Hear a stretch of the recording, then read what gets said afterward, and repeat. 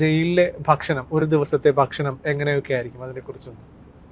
അതായത് ഒരു ദിവസത്തെ ഭക്ഷണം പറഞ്ഞ ഓരോ ദിവസം ഓരോ രീതിയിലുള്ള ഭക്ഷണമാണ്. അതിപ്പോൾ നമുക്ക് ഒരു ഞായറാഴ്ച എടുക്കാം. അപ്പം ഞായറാഴ്ച അവർക്കുള്ളത് രാവിലെ ഇഡ്ഡലി, ദോശ, സാമ്പാർ,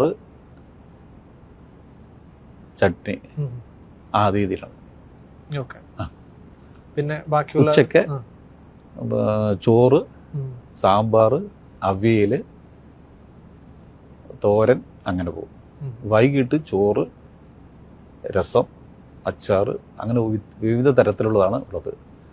അതായത് തിങ്കൾ, ബുധൻ, വ്യാഴം രാവിലെ ചപ്പാത്തിയാണ്. 200 ഗ്രാം ചപ്പാത്തിയാണ്. പഴയ ഉണ്ട പോയി ചപ്പാത്തിയാണ്.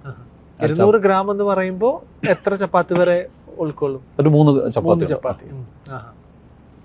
അപ്പോൾ അത് നമ്മൾ 3 ചപ്പാത്തി ഈ 3 ദിവസങ്ങളിൽ രാവിലെ ചപ്പാത്തിയും ഗ്രീൻ ചപ്പാത്തിയും കടലക്കറിയാണ്.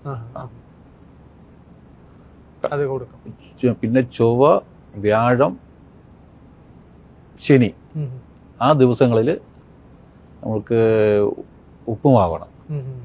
അത് ഒരു 150 ഗ്രാമിൻ്റെ റവയുടെ ഉപ്പുമാവും ഗ്രീൻ പീസ് കറിയാണ്.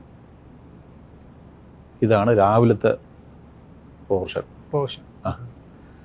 പിന്നെ തിങ്കളും ബുധനും മത്സ്യം, അതായത് മീൻ. ചൊവ്വ, വ്യാഴം